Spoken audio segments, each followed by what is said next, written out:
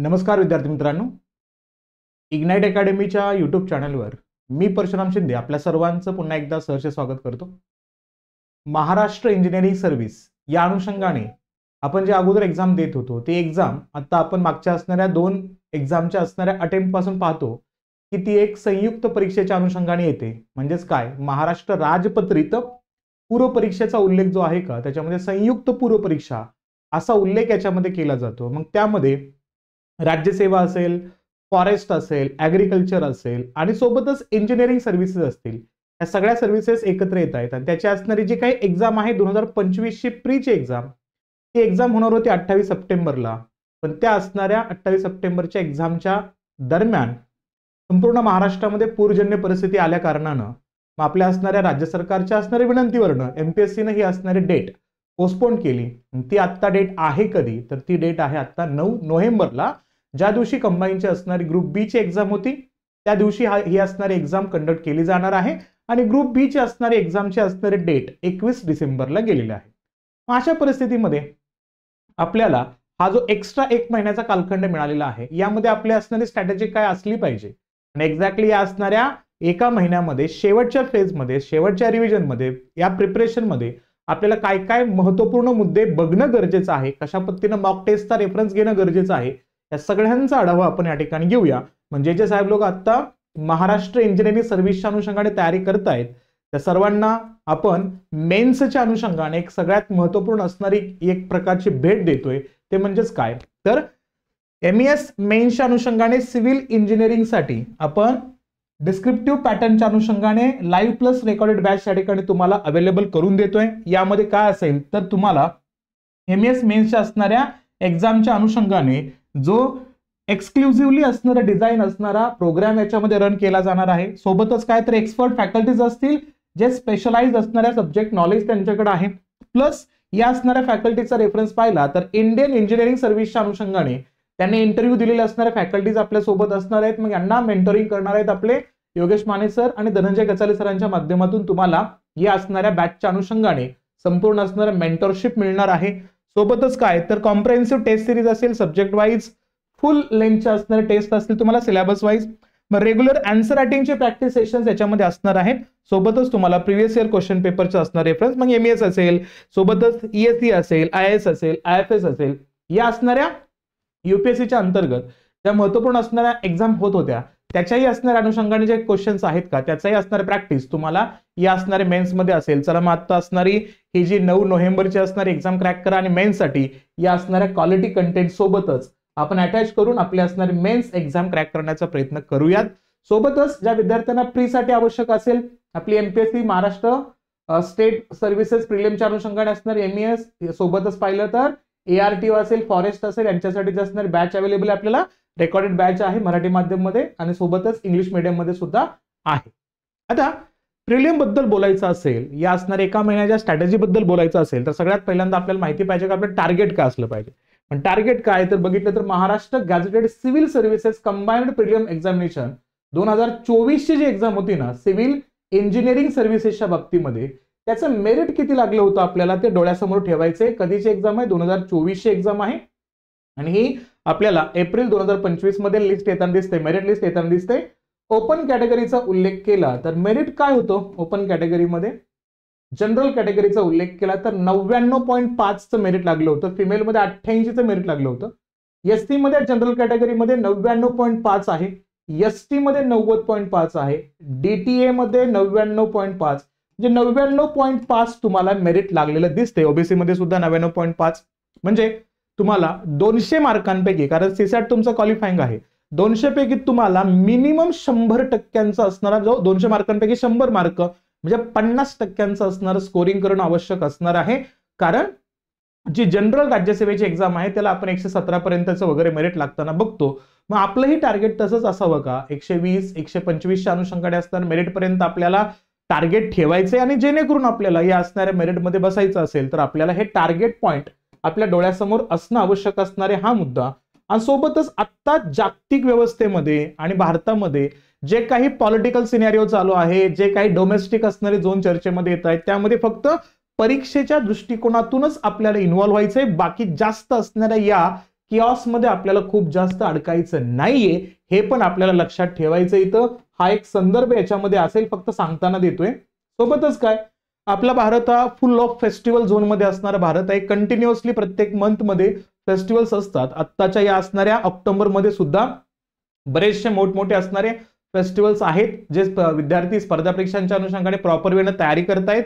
त्यांनाही सांगायची आवश्यकता नसतेच कधी, तरी पण काय करत चला, या असणाऱ्या फेस्टिवल्सला आपल्याला सिलेक्शन्स नंतर सेलिब्रेट करायचं आहे. या पद्धतीने आपल्याला टार्गेट ठेवायचं आहे आणि मग थोडंसं फेस्टिवल मधून इग्नोर केलं तर अतिउत्तम होणार आहे. सोबत महत्वाचा मुद्दा, मेजर मिस्टेक्स शेवटच्या असणाऱ्या या असणाऱ्या 30 दिवसांच्या अंतर्गत आपल्याला जेवढे मिनिमाइज करता येतील ते मिनिमाइज करण्याचा प्रयत्न करायचा. म्हणजेच काय, बऱ्याच वेळा होतं कसं की जे सब्जेक्ट आपण चूज करतो ना प्रीच्या अंतर्गत असणारे, हे जे 7 सब्जेक्ट आहेत कुठं जीएस मध्ये, आणि सीसॅटच्या बाबतीमध्ये उल्लेख केला तर सगळ्यात जास्त एमपीएससीचा उल्लेख करताय तर कॉम्प्रेहेन्शन वरती सगळ्यात जास्त भर आहे. त्यासोबतच बघितलं तर मॅथ्स आणि रिझनिंग वरती विचारलं तर जवळपास 22-23 क्वेश्चन्स याच्यावरती असतातच. यामध्ये सीसॅटला क्वालिफाय करायचं असेल तर कोणती स्ट्रॅटेजी आपल्याकडे असावी आणि कोणता असणारा सब्जेक्ट आपला स्ट्रॉंग आहे, मॅथ्स रिझनिंग आहे का आपला असणारा कॉम्प्रेहेन्शन चांगला आहे, याचा विचार आपण प्रायमरी झोनवरती करतोच. फक्त आता या असणाऱ्या शेवटच्या महिन्यामध्ये गडबड करायची नाहीये. आपला जो स्ट्रॉंग पॉइंट आहे तो व्यवस्थित स्ट्रॉंग करण्याचा प्रयत्न करायचा आहे. अतिरिक्त काही वेगळं वाचण्याचा प्रयत्न करायचा नाहीये. म्हणजे एखाद्या नवीन असणारे नोट्स, कुठल्या तर असणाऱ्या फॅकल्टीचे असणारे एखादे नवीन मुद्दे आपल्याला आवडतात आणि त्या अनुषंगाने आपण ते वाचण्याचा प्रयत्न करतो, तर असं काहीच करायचं नाहीये. नवीन काहीच वाचण्याचा प्रयत्न करायचा नाहीये. बऱ्याच वेळा वाटतं काय की एक्झाम पोस्टपोन झालेले, चला आता एक्स्ट्रा राहिलेला मुद्दा जो आहे का वाचून काढायचा. वाटत असेल तर 1-2 दिवस त्याला द्या, पण सगळा संपूर्ण महिन्याअंतर्गत तेच मुद्दे करत बसायचं नाही आपल्याला. खूप महत्वाचा मुद्दा, का या असणाऱ्या एक्झामच्या प्रिपरेशन्स मध्ये डिस्ट्रॅक्शन्स खूप असतात ना. मग हे डिस्ट्रॅक्शन्स काय असतील या ठिकाणी, तर सगळ्यात महत्वाचं डिस्ट्रॅक्शन आहे तो म्हणजे डिव्हाइस, मोबाईल. या असणाऱ्या मोबाईलचा असणारा डिस्ट्रॅक्शन का होतो, कारण आता सध्याचा असणारा जो काही अटेन्शनचा असणारा टाइम स्लॅप आहे का, तो टाइम स्लॅप आपल्याला दिसतो की खूप कमी होताना दिसतोय. त्यामुळे आपण रील खूप जास्त स्क्रोल करत राहतो.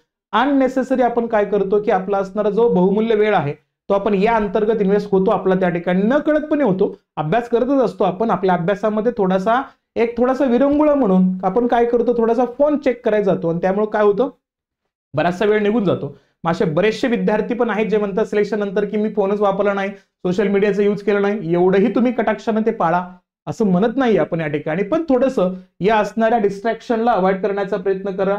ओके, प्रत्येक असणाऱ्या डिस्ट्रॅक्शन्सला सिलेक्शन्स नंतर वेळ द्या. हा एक रेफरन्स या ठिकाणी महत्वाचा आहे. कारण का, तुम्ही आता ज्या एज मध्ये आहात त्या एजच्या अनुषंगाने आपल्याला डिस्ट्रॅक्शन्स मल्टिपल झोन मध्ये मल्टिपल अँगलनं त्या ठिकाणी येत राहतात. त्या सगळ्यांना मात करत आपल्याला या असणाऱ्या परीक्षेच्या तयारीमध्ये यायचंय. सगळ्यात महत्वाचा मुद्दा असतो तो म्हणजे फोमो. विद्यार्थ्यांना काय होतो, परीक्षेच्या अगोदरच्या कालखंडामध्ये फिअर ऑफ मिसिंग आउट होतो.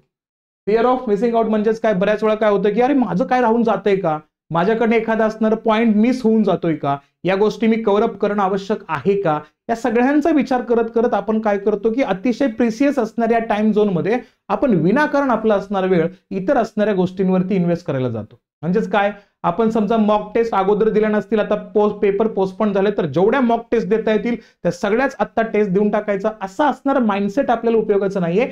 थोडंसं त्याला प्रॅक्टिकली योग्य वेनं त्याच्यावरती आपल्याला इन्व्हेस्ट करणं हे खूप जास्त गरजेचं असणार आहे. तो एक महत्वपूर्ण मुद्दा याच्यामध्ये ऍड करायचा आहे. कोणत्याही गोष्टीचा फिअर आता बाळगू नका. जे आहे, जे चांगल्या पद्धतीनं तुम्ही रिवाइज केलेलं आहे, जे वाचलेलं आहे, त्याच गोष्टी योग्य पद्धतीनं परत एकदा रिवाइज करायचं. म्हणजे ज्याच्यामध्ये तुम्हाला होल्ड आहे, ज्या सब्जेक्टमध्ये चांगले मार्क मिळतात त्याच सब्जेक्टवरती परत एकदा योग्य पद्धतीनं रिवाइज करणं आपल्याला आवश्यक असणार आहे. आणि सगळ्यात महत्वाचा मुद्दा, बऱ्याच वेळा होतं विद्यार्थ्यांचं दुर्लक्ष सीसॅट वरती. कारण का, कॉम्प्रेहेन्शन चांगलं आहे, कॉम्प्रेहेन्शन वरती मार्क मिळतात, या असणाऱ्या आविर्भावामध्ये आमचे विद्यार्थी जातात आणि जर चुकून आत्ताच्या असणाऱ्या एमपीएससीनं राज्यसेवेची असणारी पहिली एक्झाम या ठिकाणी युपीएससीच्या असणाऱ्या पॅटर्न नुसार होणार आहे, अशा वेळेस जर चुकून त्यांनी थोडासा असणारा पॅटर्नच चेंज केला सीसॅटचा, तर आपली त्या ठिकाणी गफलत होऊ नये, आपण अडकू नये, आपण अडचणीमध्ये येऊ नये.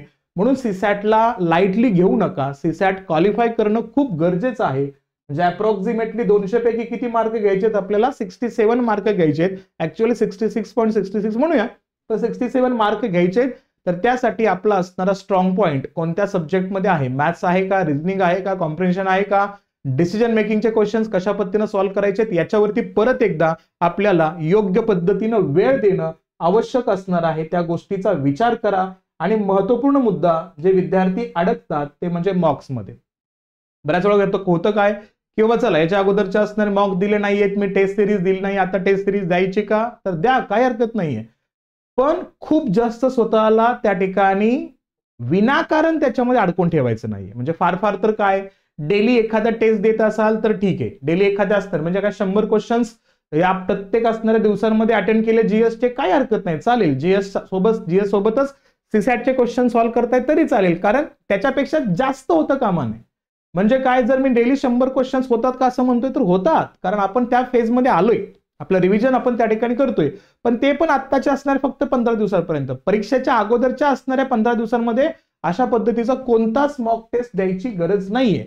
त्यामुळं मॉक टेस्टचा सुद्धा योग्य असणारा वेळ आपल्याला निर्धारित करणं गरजेचं असणार आहे. पुढचा महत्वाचा मुद्दा, बऱ्याच विद्यार्थ्यांना प्रश्न पडतो, वेळ आहे आत्ता, चला पीवायक्यू करून घेऊया.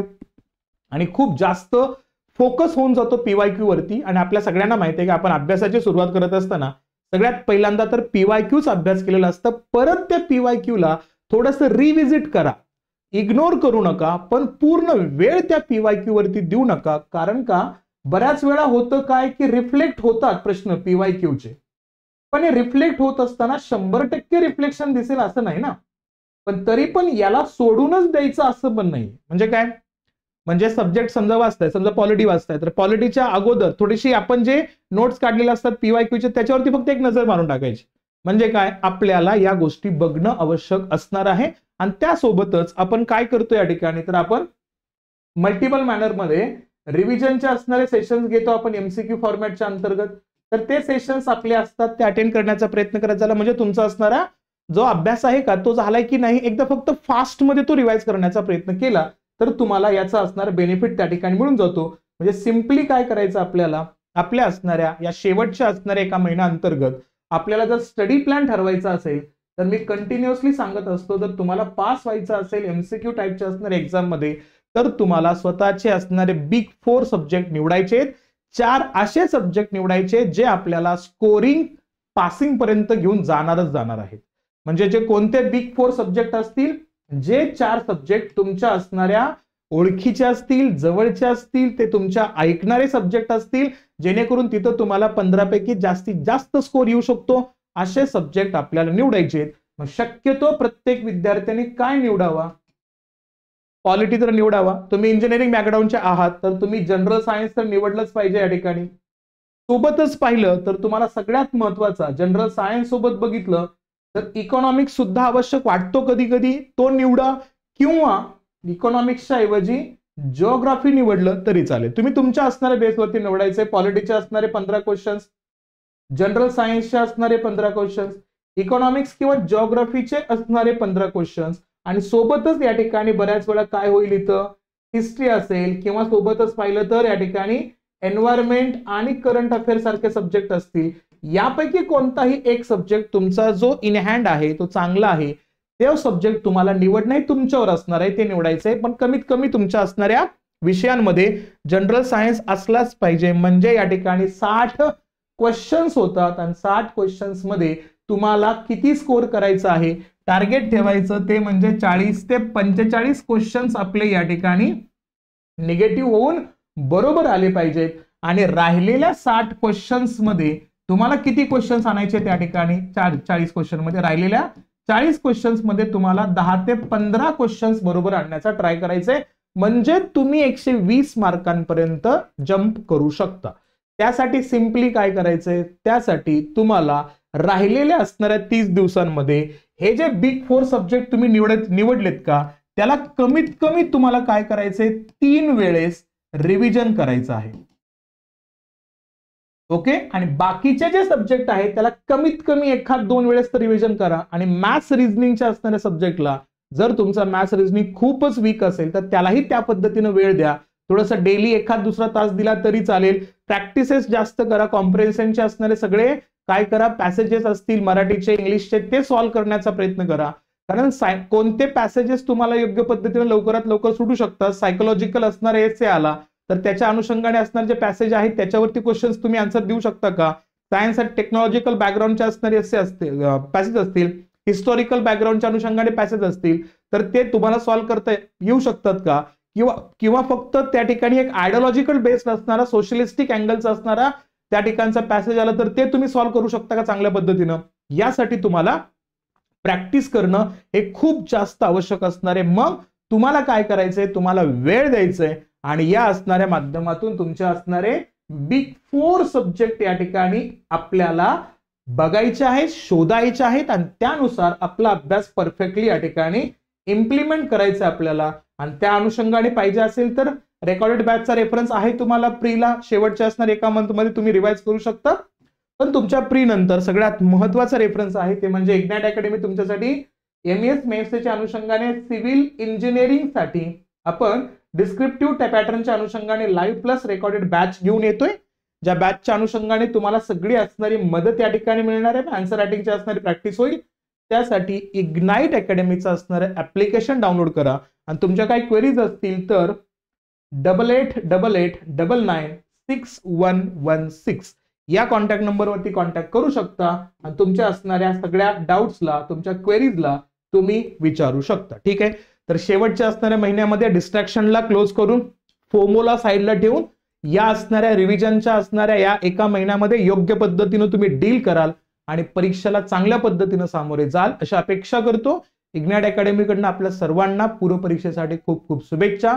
आपला अभ्यास अशाच पद्धतीनं योग्य वेनं चांगल्या पद्धतीनं त्या ठिकाणी आपण कंप्लीट कराल आणि प्री क्रॅक करून मेन्ससाठी तुम्ही तयार दिसाल अशी अपेक्षा करतो. मग थांबूया या ठिकाणी आपण. सेशन आवडला असेल तर जास्तीत जास्त विद्यार्थ्यांपर्यंत शेअर करा. चॅनलवरती नवीन असाल तर सबस्क्राईब करायला काही हरकत नाही. ठीक आहे. थांबूया इथं, आपण भेटूया नंतर अशाच पुढच्या सेशनमध्ये. तोपर्यंत काळजी घ्या आणि अभ्यास करत राहा. थँक्यू.